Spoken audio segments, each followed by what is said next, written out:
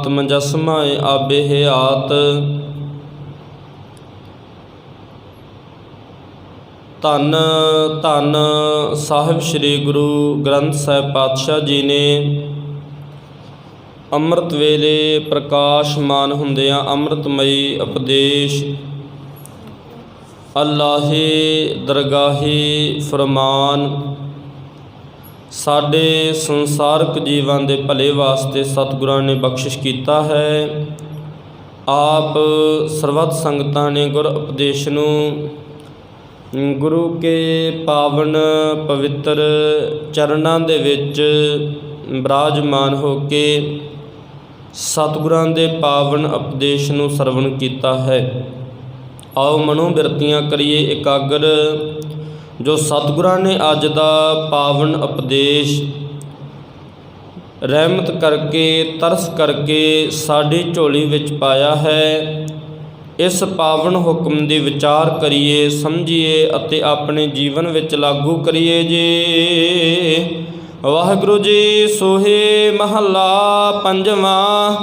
ਅੱਜ ਦਾ ਪਾਵਨ ਪਵਿੱਤਰ ਉਪਦੇਸ਼ ਸੋਹੇ ਰਾਗ ਦੇ ਅੰਦਰ ਮਹੱਲਾ ਪੰਜਵਾਂ ਭਾਵ ਪੰਚਮ ਸ਼ਹਿਨਸ਼ਾਹ ਪੰਚਮ ਗੁਰਦੇਵ ਸ਼ਹੀਦਾਂ ਦੇ ਸਿਰਤਾਜ ਬਾਣੀ ਕੇ ਬੋਹਿਤ ਸਤਿਗੁਰੂ ਧੰਨ ਧੰਨ ਸਾਹਿਬ ਸ੍ਰੀ ਗੁਰੂ ਅਰਜਨ ਦੇਵ ਪਾਤਸ਼ਾਹ ਜੀ ਦੀ ਮੁਬਾਰਕ ਰਸਨਾ ਦੇ ਵਿੱਚੋਂ ਉਚਾਰਨ ਕੀਤਾ ਹੋਇਆ ਪਾਵਨ ਵਾਕ ਹੈ।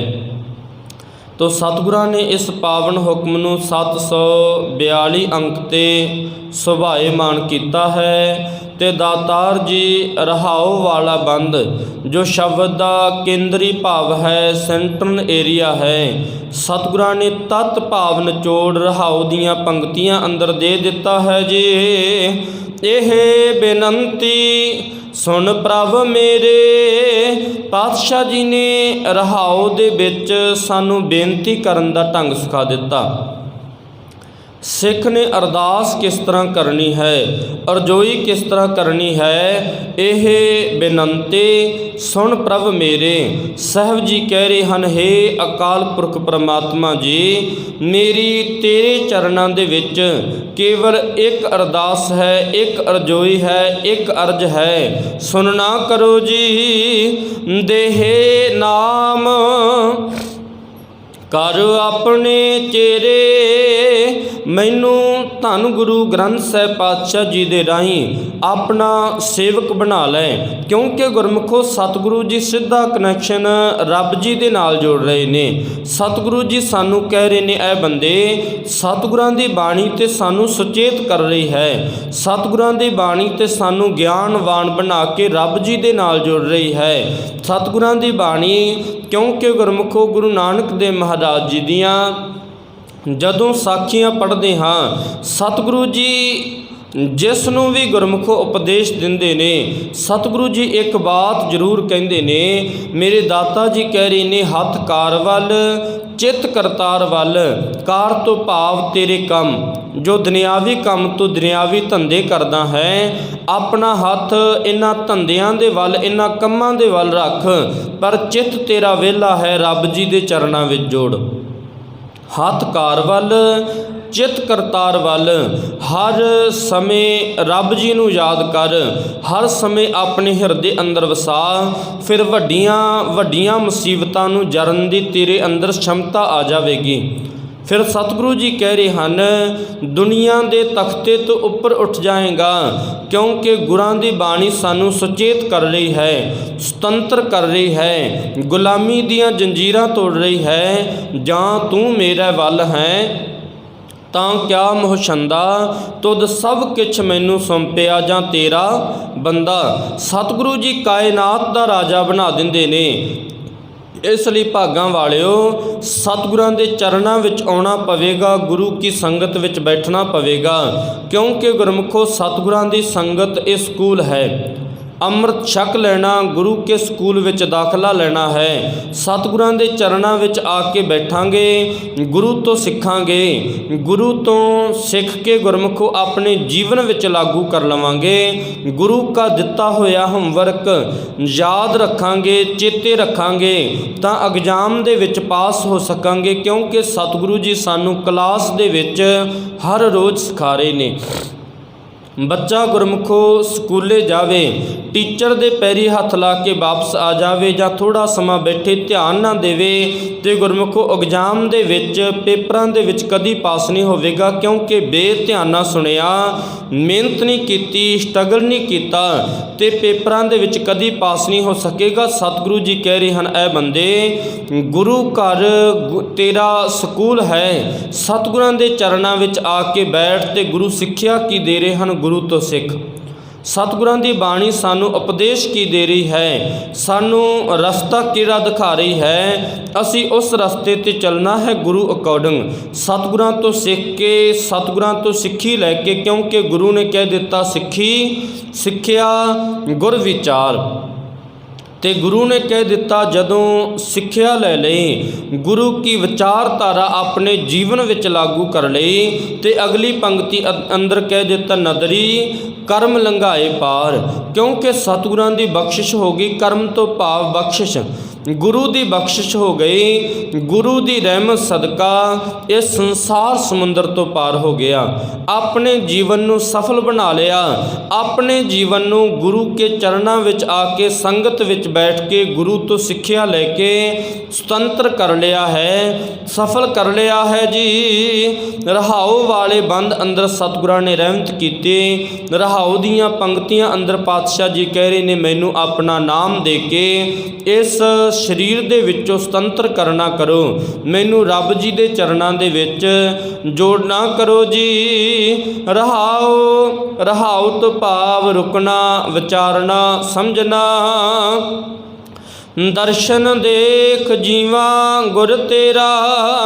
ਪਾਤਸ਼ਾਹ ਜੀ ਕਹਿ ਰਹੇ ਹਨ, ਹੇ ਅਕਾਲ ਪੁਰਖ ਪਰਮਾਤਮਾ ਵਾਹਿਗੁਰੂ ਜੀ, ਮੈਂ ਤੇਰੇ ਦੀਦਾਰ ਕਰਕੇ ਹੀ ਜਿਉਣਾ ਹਾਂ, ਕਿਉਂਕਿ ਗੁਰਮੁਖੋ ਦਰਸ਼ਨ ਦੀ ਪਰਿਭਾਸ਼ਾ ਹੀ ਅੱਜ ਦੇ ਸਮੇਂ ਦੇ ਵਿੱਚ ਬਦਲ ਦਿੱਤੀ। ਸਤਿਗੁਰੂ ਜੀ ਕਹਿ ਰਹੇ ਹਨ, ਦਰਸ਼ਨ ਕੀ ਨੇ? ਦਰਸ਼ਨ ਹਨ ਗੁਰਮੁਖੋ ਗੁਰੂ ਕਾ ਉਪਦੇਸ਼। ਜਦੋਂ ਅਸੀਂ ਇਕਾਗਰਤਾ ਦੇ ਨਾਲ, ਟਿਕਾਓ ਦੇ ਨਾਲ ਅੱਖਾਂ ਮੂੰਦ ਕੇ ਸ਼ਰਵਣ ਕਰਦੇ ਹਾਂ, ਜੋ ਗੁਰੂ ਕੀ ਸਿੱਖਿਆ ਹੈ ਆਪਣੇ ਜੀਵਨ ਵਿੱਚ ਵਸਾ ਲਈ ਤੇ ਅੰਦਰੋਂ ਗੁਰੂ ਕੇ ਸ਼ਬਦ ਦੇ ਵਿੱਚੋਂ ਸਾਨੂੰ ਗੁਰੂ ਕੇ ਦੀਦਾਰ ਹੋਣਗੇ। ਕਈ ਵਾਰ ਤੇ ਇੱਥੋਂ ਤੱਕ ਵੀ ਵੇਖਿਆ ਹੈ, ਕਈ ਵਾਰ ਪਿਛਲੇ ਪਾਸੇ ਕੋਈ ਗੁਰੂ ਗ੍ਰੰਥ ਸਾਹਿਬ ਮਹਾਰਾਜ ਜੀ ਦੇ ਪਰਿਕਰਮਾ ਕਰਦਾ ਆ ਜਾਂਦਾ ਹੈ, ਬਾਬਾ ਜੀ ਥੋੜ੍ਹਾ ਜਿਹਾ ਰੁਮਾਲਾ ਚੱਕਿਓ, ਅਸੀਂ ਦਰਸ਼ਨ ਕਰਨੇ ਨੇ। ਗੁਰਮੁਖੋ ਇਸ ਤਰ੍ਹਾਂ ਦਰਸ਼ਨ ਸਾਨੂੰ ਪਾਰ ਨਹੀਂ ਲਗਾ ਸਕਦੇ। ਗੁਰੂ ਨੇ ਬਾਣੀ ਵਿੱਚ ਸਾਨੂੰ ਸਮਝਾ ਦਿੱਤਾ, ਸਤਿਗੁਰੂ ਨੂੰ ਸਭ ਕੋ ਵੇਖਦਾ, ਜੇਤਾ ਜਗਤ ਸੰਸਾਰ ਡਿਠੈ ਮੁਕਤ ਨਾ ਹੋਵੇ। ਡਿਠੈ ਤੋਂ ਭਾਵ ਦੇਖਣਾ, ਡਿਠੈ ਮੁਕਤ ਨਾ ਹੋਵਈ, ਜਿਚਰ ਸ਼ਬਦ ਨਾ ਕਰੇ ਵਿਚਾਰ। ਤੇ ਸਤਿਗੁਰੂ ਜੀ ਕਹਿ ਰਹੇ ਹਨ, ਜਿਤਨਾ ਸਮਾਂ ਸ਼ਬਦ ਦੀ ਵਿਚਾਰ ਨਹੀਂ ਕਰੇਗਾ, ਗੁਰੂ ਤੋਂ ਸਿੱਖਿਆ ਨਹੀਂ ਲਏਗਾ, ਆਪਣੇ ਅੰਦਰ ਦੇ ਮਨ ਨੂੰ ਤਬਦੀਲ ਨਹੀਂ ਕਰੇਗਾ, ਤੇ ਸਾਹਿਬ ਕਹਿ ਰਹੇ ਹਨ, ਭਾਵੇਂ 100 ਵਾਰ ਗੁਰੂ ਕੇ ਦਰ ਤੇ ਆਉਂਦਾ ਰਹੇ, ਭਾਵੇਂ 100 ਵਾਰ ਆ ਕੇ ਗੁਰੂ ਕੇ ਚਰਨਾਂ ਵਿੱਚ ਬੈਠ। ਇਸ ਲਈ ਸਾਹਿਬ ਕਹਿ ਰਹੇ ਹਨ, ਆਪਣੇ ਜੀਵਨ ਨੂੰ ਸਫਲ ਨਹੀਂ ਕਰ ਸਕਦਾ, ਕਿਉਂਕਿ ਗੁਰੂ ਦੀ ਸਿੱਖਿਆ ਤੋਂ ਬਿਨਾਂ ਜੀਵਨ ਸਚਿਆਰ ਨਹੀਂ ਬਣੇਗਾ। ਨਾਨਕ ਭਗਤਾਂ ਸਦਾ ਵਿਗਾਸ, ਸੁਣਿਆ ਦੁਖ ਪਾਪ ਕਾ ਨਾਸ, ਗੁਰਾਂ ਇੱਕ ਦੇ ਬੁਝਾਈ, ਸਭਨਾ ਜੀਆਂ ਕਾ ਇੱਕ ਦਾਤਾ, ਸੋ ਮੈਂ ਵਿਸਰ ਨਾ ਜਾਈ। ਪਾਤਸ਼ਾਹ ਜੀ ਕਹਿ ਰਹੇ ਨੇ, ਜਦੋਂ ਗੁਰੂ ਤੇਰੇ ਜੀਵਨ ਵਿੱਚ ਵਸ ਗਿਆ, ਗੁਰੂ ਵਿਸਰੇਗਾ ਨਹੀਂ, ਚੇਤਾ ਰੱਖੀ। ਤੇ ਗੁਰੂ ਨੇ ਇਹ ਬਾਤ ਸਮਝਾ ਦਿੱਤੀ, ਗੁਰਾਂ ਇੱਕ ਦੇ ਬੁਝਾਈ, ਭਾਵ ਗੁਰੂ ਨੇ ਇੱਕ ਬਾਤ ਸਾਨੂੰ ਸਮਝਾ ਦਿੱਤੀ, ਦਾਤਾਂ ਦੇ ਦਾਤੇ ਨੂੰ, ਅਕਾਲ ਪੁਰਖ ਪਰਮਾਤਮਾ ਵਾਹਿਗੁਰੂ ਜੀ ਨੂੰ ਆਪਣੇ ਹਿਰਦੇ ਤੋਂ ਕਦੀ ਨਾ ਵਿਸਾਰੀ। ਜੇ ਵਿਸਾਰੇਗਾ ਤੇ ਪਾਤਸ਼ਾਹ ਜੀ ਕਹਿ ਰਹੇ ਹਨ, ਸੰਸਾਰ ਵਿੱਚ ਖੁਆਰ ਹੋਵੇਗਾ। ਹਰ ਬਿਸਰਤ ਸਦਾ ਖੁਆਰੀ, ਤਾਂ ਕੋ ਧੋਖਾ ਕਹਾਂ ਵਿਆਪੈ, ਜਾਂ ਕੋ ਓਟ ਤੁਹਾਰੀ। ਜਿਨ੍ਹਾਂ ਨੇ ਗੁਰੂ ਕਾ ਆਸਰਾ ਲੈ ਲਿਆ, ਉਹ ਸੰਸਾਰ ਅੰਦਰ ਧੋਖੇ ਨਹੀਂ ਖਾਂਦੇ। ਤੇ ਭਾਗਾਂ ਵਾਲਿਓ, ਗੁਰੂ ਗੋਬਿੰਦ ਸਿੰਘ ਪਾਤਸ਼ਾਹ ਜੀ ਦੇ ਚਰਨਾਂ ਦੇ ਵਿੱਚ ਸਤਿਗੁਰੂ ਜੀ ਇਸੇ ਤਰ੍ਹਾਂ ਸੰਗਤ ਦੇ ਵਿਸ਼ੇ 'ਤੇ ਵਿਚਾਰ ਕਰ ਰਹੇ ਸਨ। ਸੰਗਤ ਦੇ ਵਿੱਚ ਬੈਠਣਾ ਕਿਸ ਤਰ੍ਹਾਂ ਹੈ, ਰੱਬ ਜੀ ਦੀ ਇਬਾਦਤ ਕਿਸ ਤਰ੍ਹਾਂ ਕਰਨੀ ਹੈ, ਗੁਰੂ ਕਾ ਗਿਆਨ ਲੈਣਾ ਕਿਸ ਤਰ੍ਹਾਂ ਹੈ। ਤੇ ਗੁਰਮੁਖੋ ਸੰਗਤ ਵਿੱਚੋਂ ਉੱਠ ਕੇ ਸਿੱਖਾਂ ਨੇ ਸਵਾਲ ਕੀਤਾ, ਸਤਿਗੁਰੂ ਜੀ ਤੇਰੇ ਚਰਨਾਂ ਦੇ ਵਿੱਚ ਤੇ ਆਉਣੇ ਹਾਂ ਪਰ ਅੰਦਰ ਨਾਮ ਨਹੀਂ ਵਸਦਾ। ਸਤਿਗੁਰਾਂ ਨੇ ਗੁਰਮੁਖੋ ਜਵਾਬ ਦੇ ਵਿੱਚ ਦਾਤਾ ਜੀ ਕਹਿਣ ਲੱਗੇ, ਸਿੱਖਾ ਬੈਠ। ਸਤਿਗੁਰਾਂ ਨੇ 3 ਕੁੱਜੇ ਮੰਗਾਏ, ਤਿੰਨਾਂ ਕੁੱਜਿਆਂ ਦੇ ਵਿੱਚ ਪਾਣੀ ਪਾਇਆ, ਇੱਕ ਦੇ ਵਿੱਚ ਗੁਰਮੁਖੋ ਮਿੱਟੀ ਦਾ ਡਲਾ ਸਿੱਟਣਾ ਕੀਤਾ, ਇੱਕ ਦੇ ਵਿੱਚ ਸਤਿਗੁਰਾਂ ਨੇ ਪਤਾਸੇ ਪਾਏ, ਇੱਕ ਦੇ ਵਿੱਚ ਸਤਿਗੁਰਾਂ ਨੇ ਪੱਥਰ ਪਾ ਦਿੱਤਾ। ਤੇ ਸਤਿਗੁਰੂ ਜੀ ਥੋੜ੍ਹੇ ਸਮੇਂ ਬਾਅਦ ਕਹਿਣ ਲੱਗੇ, ਸਿੱਖੋ ਇਸ ਦੇ ਵਿੱਚ ਝਾਤ ਮਾਰੋ। ਤੇ ਜੋ ਗੁਰਮੁਖੋ ਮਿੱਟੀ ਦਾ ਡਲਾ ਸੀ ਤੇ ਸਤਿਗੁਰਾਂ ਨੇ 3 ਤਰ੍ਹਾਂ ਦੇ ਸੰਗਤ ਵਿੱਚ ਆਉਣ ਵਾਲੇ ਮਨੁੱਖਾਂ ਦਾ ਜ਼ਿਕਰ ਕਰਨਾ ਕੀਤਾ। ਪਹਿਲਾ ਜੋ ਪੱਥਰ ਪਾਇਆ ਸੀ ਉਹ ਪੱਥਰ ਨੂੰ ਬਾਹਰ ਕੱਢਿਆ ਗਿਆ ਤੇ ਗੁਰਮੁਖੋ ਪੱਥਰ ਥੋੜ੍ਹੇ ਸਮੇਂ ਬਾਅਦ ਸੁੱਕ ਗਿਆ, ਕਿਉਂਕਿ ਸਤਿਗੁਰੂ ਜੀ ਕਹਿ ਰਹੇ ਹਨ ਪਹਿਲੇ ਮਨੁੱਖ ਗੁਰੂ ਕੀ ਸੰਗਤ ਵਿੱਚ ਆਉਂਦੇ ਨੇ ਤੇ ਉਹ ਪੱਥਰ ਦੀ ਤਰ੍ਹਾਂ ਨੇ, ਸਤਿਗੁਰਾਂ ਦੇ ਚਰਨਾਂ ਵਿੱਚ ਆਏ ਜ਼ਰੂਰ, ਬੈਠੇ ਜ਼ਰੂਰ, ਸਤਿਗੁਰਾਂ ਦੀ ਬਾਣੀ ਸੁਣੀ ਜ਼ਰੂਰ, ਪਰ ਅਸਰ ਕੋਈ ਨਹੀਂ ਹੋਇਆ। ਸਤਿਗੁਰਾਂ ਦੀ ਬਾਣੀ ਮੁਤਾਬਕ ਚੱਲੇ ਨਹੀਂ। ਤੇ ਗੁਰਮੁਖੋ ਕੋਈ ਟਾਈਮ ਵੇਖੀ ਜਾ ਰਿਹਾ ਹੈ, ਕੋਈ ਇੱਧਰ ਉੱਧਰ ਪਾਸੇ ਮਾਰੀ ਜਾ ਰਿਹਾ ਹੈ। ਸਤਿਗੁਰੂ ਜੀ ਕਹਿ ਰਹੇ ਹਨ ਆਇਆ ਜ਼ਰੂਰ ਹੈ ਪਰ ਧਿਆਨ ਕਿਤੇ ਹੋਰ ਜੁੜਿਆ ਹੋਇਆ ਹੈ। ਦੂਜਾ ਮਿੱਟੀ ਦਾ ਜੋ ਡਲਾ ਪਾਇਆ ਸੀ ਤੇ ਗੁਰਮੁਖੋ ਥੋੜ੍ਹੇ ਸਮੇਂ ਬਾਅਦ ਪਾਣੀ ਦੇ ਥੱਲੇ ਬੈਠ ਗਿਆ ਤੇ ਸਤਿਗੁਰੂ ਜੀ ਕਹਿਣ ਲੱਗੇ ਦੂਸਰੇ ਮਨੁੱਖ ਇਸ ਤਰ੍ਹਾਂ ਨੇ, ਆਉਂਦੇ ਜ਼ਰੂਰ ਨੇ, ਆ ਕੇ ਉਹਨਾਂ ਨੇ ਗੁਰੂ ਦੀ ਬਾਣੀ ਸੁਣੀ, ਇੱਕ ਵਾਰ ਸੁਣ ਕੇ ਮਨ ਅੰਦਰ ਆ ਜਾਂਦਾ ਹੈ ਅੱਜ ਤੋਂ ਬਾਅਦ ਮੈਂ ਸਾਰੇ ਐਬ ਛੱਡ ਦੇਣੇ ਨੇ, ਅੱਜ ਤੋਂ ਬਾਅਦ ਮੈਂ ਸਾਰੇ ਵਿਕਾਰ ਛੱਡ ਦੇਣੇ ਨੇ, ਅੱਜ ਤੋਂ ਬਾਅਦ ਮਾੜਾ ਕੰਮ ਕੋਈ ਨਹੀਂ ਕਰਨਾ। ਤੇ ਗੁਰਮੁਖੋ ਜਦੋਂ ਗੁਰੂ ਘਰ ਦੇ ਵਿੱਚੋਂ ਬਾਹਰ ਨਿਕਲੇ, ਗੁਰੂ ਦਰਬਾਰ ਵਿੱਚੋਂ ਬਾਹਰ ਨਿਕਲੇ ਤੇ ਫਿਰ ਉਹੀ ਨਿੰਦਿਆ ਵਾਲੀ ਬਿਰਤੀ, ਉਹ ਸਭ ਕੁਝ ਜੋ ਅੰਦਰ ਬਾਤਾਂ ਸਨ ਤੇ ਗੁਰਮੁਖੋ ਸਭ ਕੁਝ ਭੁਲਾ ਦਿੱਤਾ, ਇੱਧਰੋਂ ਸੁਣਿਆ ਇੱਧਰੋਂ ਕੱਢ ਦਿੱਤਾ, ਅੰਦਰ ਤੇ ਫੁਰਨਾ ਬਣਾ ਲਿਆ। ਅੱਜ ਤੋਂ ਬਾਅਦ ਮੈਂ ਇਸ ਤਰ੍ਹਾਂ ਕਰਨਾ ਹੈ, ਗੁਰੂ ਘਰ ਜ਼ਰੂਰ ਆਵਾਂਗਾ, ਆਹ ਕਰਾਂਗਾ, ਉਹ ਕਰਾਂਗਾ, ਮਾੜੇ ਕੰਮ ਛੱਡਾਂਗਾ। ਪਰ ਜਦੋਂ ਗੁਰੂ ਕੇ ਘਰ ਦੇ ਵਿੱਚੋਂ ਬਾਹਰ ਨਿਕਲੇ, ਸਤਿਗੁਰਾਂ ਦੇ ਚਰਨਾਂ ਵਿੱਚੋਂ ਬਾਹਰ ਗਏ ਤੇ ਫਿਰ ਉਸੇ ਤਰ੍ਹਾਂ ਬਿਰਤੀ ਪ੍ਰਵਿਰਤ ਹੋ ਗਈ, ਅੰਦਰ ਫਿਰ ਗੁਰੂ ਕੀਆਂ ਬਾਤਾਂ ਨੂੰ ਭੁਲਾ ਦਿੱਤਾ। ਸਤਿਗੁਰੂ ਜੀ ਕਹਿ ਰਹੇ ਨੇ ਤੀਸਰੇ ਜੋ ਮਨੁੱਖ ਹਨ, ਸਤਿਗੁਰਾਂ ਨੇ ਪਾਣੀ ਦੇ ਵਿੱਚ ਪਤਾਸੇ ਪਾਏ ਤੇ ਪਤਾਸੇ ਗੁਰਮੁਖੋ ਥੋੜ੍ਹੇ ਸਮੇਂ ਬਾਅਦ ਘੁਲ ਗਏ ਤੇ ਸਾਹਿਬ ਕਹਿ ਰਹੇ ਹਨ ਤੀਸਰੇ ਉਹ ਮਨੁੱਖ ਨੇ ਜੋ ਗੁਰੂ ਕੀ ਸੰਗਤ ਵਿੱਚ ਆਉਂਦੇ ਨੇ, ਜੋ ਗੁਰੂ ਨੇ ਕਿਹਾ ਉਸ ਨੂੰ ਮੰਨ ਲਿਆ, ਜੋ ਗੁਰ ਕਹੈ ਸੋਈ ਭਲ ਮਾਨੋ, ਹਰ ਹਰ ਕਥਾ ਨਿਰਾਲੀ। ਸਾਹਿਬ ਜੀ ਕਹਿ ਰਹੇ ਹਨ ਫਿਰ ਗੁਰੂ ਵਿੱਚ ਇੱਕਮਿਕ ਹੋ ਜਾਂਦੇ ਨੇ, ਅਭੇਦ ਹੋ ਜਾਂਦੇ ਨੇ। ਜਿਸ ਤਰ੍ਹਾਂ ਪਤਾਸੇ ਪਾਣੀ ਦੇ ਵਿੱਚ ਘੁਲ ਕੇ ਅਭੇਦ ਹੋ ਗਏ, ਹੁਣ ਪਤਾਸਿਆਂ ਨੂੰ ਕੋਈ ਲੱਭ ਨਹੀਂ ਸਕਦਾ, ਕੇਵਲ ਮਿਠਾਸ ਹੀ ਇਸ ਦੀ ਮਹਿਸੂਸ ਕਰ ਸਕਦਾ ਹੈ।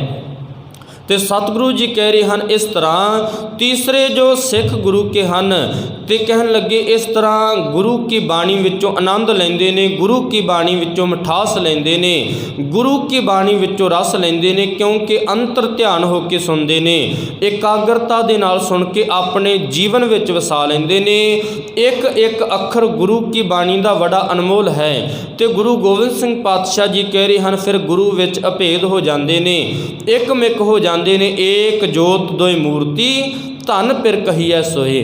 ਭਾਵੇਂ ਸਰੀਰ ਵੱਖਰਾ ਦਿਸ ਰਿਹਾ ਹੈ ਪਰ ਸਤਿਗੁਰੂ ਜੀ ਕਹਿ ਰਹੇ ਹਨ ਮਨ ਕਰਕੇ ਗੁਰੂ ਦੇ ਵਿੱਚ ਇੱਕਮਿਕ ਹੋ ਜਾਂਦੇ ਹਨ ਜੀ। ਤੇ ਸਤਿਗੁਰੂ ਜੀ ਕਹਿ ਰਹੇ ਨੇ ਦਰਸ਼ਨ ਦੇਖ ਜੀਵਾਂ ਗੁਰ ਤੇਰਾ।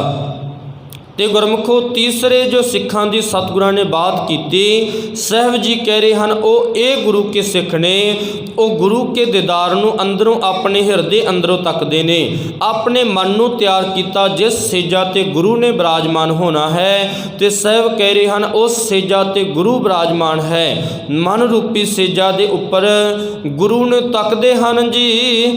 ਪੂਰਨ ਕਰਮ ਹੋਏ ਪ੍ਰਭ ਮੇਰਾ, ਸਤਿਗੁਰੂ ਜੀ ਕਹਿ ਰਹੇ ਹਨ ਤੇਰੀ ਪੂਰਨ ਤੌਰ ਤੇ ਬਖਸ਼ਿਸ਼ ਹੋ ਗਈ, ਪੂਰਨ ਬਖਸ਼ਿਸ਼ ਸਦਕਾ ਮੈਂ ਤੇਰੇ ਚਰਨਾਂ ਵਿੱਚ ਆਇਆ, ਤੇਰੇ ਚਰਨਾਂ ਵਿੱਚ ਆ ਕੇ ਤੇਰੇ ਦੀਦਾਰ ਕੀਤੇ, ਤੇਰੀ ਬਾਣੀ ਦਾ ਰਸ ਲਿਆ ਤੇ ਰਹਿਮਤ ਕਰ, ਮੈਨੂੰ ਆਪਣੇ ਚਰਨਾਂ ਵਿੱਚ ਅਭੇਦ ਕਰ ਲੈ। ਆਪਣੀ ਸ਼ਰਨ ਰਾਖ ਪ੍ਰਭ ਦਾਤੇ। ਸਾਹਿਬ ਜੀ ਕਹਿ ਰਹੇ ਹਨ, ਇਹ ਵੀ ਬੇਨਤੀ ਸਤਿਗੁਰੂ ਜੀ ਸਿਖਾ ਰਹੇ ਨੇ, ਹੇ ਦਾਤਾਂ ਦੇ ਮਾਲਕ, ਰਹਿਮਤਾਂ ਦੇ ਸਾਗਰ, ਅਕਾਲ ਪੁਰਖ ਪਰਮਾਤਮਾ ਵਾਹਿਗੁਰੂ ਜੀਓ, ਮੈਨੂੰ ਆਪਣੇ ਚਰਨਾਂ ਦੇ ਵਿੱਚ ਰੱਖ ਲਓ ਜੀ। ਗੁਰ ਪ੍ਰਸਾਦ ਕਿਨੈ ਵਿਰਲੇ ਜਾਤੇ। ਗੁਰ ਪ੍ਰਸਾਦ ਤੋਂ ਭਾਵ ਗੁਰੂ ਦੀ ਕਿਰਪਾ ਕਿਸੇ ਵਿਰਲੇ ਮਨੁੱਖ ਨੇ ਹੀ ਸੰਭਾਲੀ ਹੈ। ਤੇ ਗੁਰਮੁਖੋ, ਜੋ ਸਤਿਗੁਰਾਂ ਦੀ ਬਾਣੀ ਵਿਚਾਰ ਹੋ ਰਹੀ ਹੈ, ਗੁਰੂ ਕੀ ਬਾਣੀ ਪੜ੍ਹੀ ਜਾ ਰਹੀ ਹੈ, ਇਹ ਗੁਰੂ ਦੀ ਕਿਰਪਾ ਹੀ ਹੈ, ਗੁਰੂ ਦੀ ਰਹਿਮਤ ਹੀ ਹੈ। ਸਾਹਿਬ ਕਹਿ ਰਹੇ ਹਨ, ਵਿਰਲੇ ਨੇ ਸੰਭਾਲਣਾ ਕੀਤਾ, ਵਿਰਲੇ ਨੇ ਗੁਰੂ ਦੀ ਬਖਸ਼ਿਸ਼ ਲਈ। ਗੁਰ ਪ੍ਰਸਾਦ ਕਿਨੈ ਵਿਰਲੇ ਜਾਤੇ। ਕਿਸੇ ਵਿਰਲੇ ਨੇ ਇਹ ਬਖਸ਼ਿਸ਼ ਨੂੰ ਸਮਝਿਆ ਹੈ ਜੀ। ਸੁਣੋ ਬਿਨੋ ਪ੍ਰਭ ਮੇਰੇ ਮੀਤਾ। ਸਤਿਗੁਰੂ ਜੀ ਕਹਿ ਰਹੇ ਹਨ, ਹੇ ਦਾਤਾਂ ਦੇ ਮਾਲਕ, ਮੇਰੀ ਅਰਜ਼ੋਈ ਸੁਣਨੀ ਕਰੋ। ਮੀਤਾ ਤੋਂ ਭਾਵ ਹੈ ਮੇਰੇ ਮਿੱਤਰ, ਮੇਰੀ ਇਹ ਅਰਦਾਸ, ਮੇਰੀ ਇਹ ਜੋਦੜੀ ਸੁਣੋ ਜੀ। ਚਰਨ ਕਮਲ ਵਸੈ ਮੇਰੇ ਚੀਤਾ। ਤੇਰੇ ਚਰਨ ਕਮਲ ਮੇਰੇ ਹਿਰਦੇ ਅੰਦਰ ਵਸ ਰਹੇ ਨੇ। ਭਾਵ ਤੇਰਾ ਦਿੱਤਾ ਹੋਇਆ ਗਿਆਨ, ਤੇਰੀ ਦਿੱਤੀ ਹੋਈ ਸਮਝ ਮੇਰੇ ਹਿਰਦੇ ਅੰਦਰ ਵਸ ਗਈ ਹੈ। ਨਾਨਕ ਏਕ ਕਰੈ ਅਰਦਾਸ। ਪੰਚਮ ਨਾਨਕ ਕਹਿ ਰਹੇ ਹਨ, ਮੇਰੀ ਇੱਕ ਤੇਰੇ ਚਰਨਾਂ ਵਿੱਚ ਅਰਜ਼ੋਈ ਹੈ, ਅਰਦਾਸ ਹੈ। ਵਿਸਰ ਨਾਹੀ ਪੂਰਨ ਗੁਣਤਾਸ।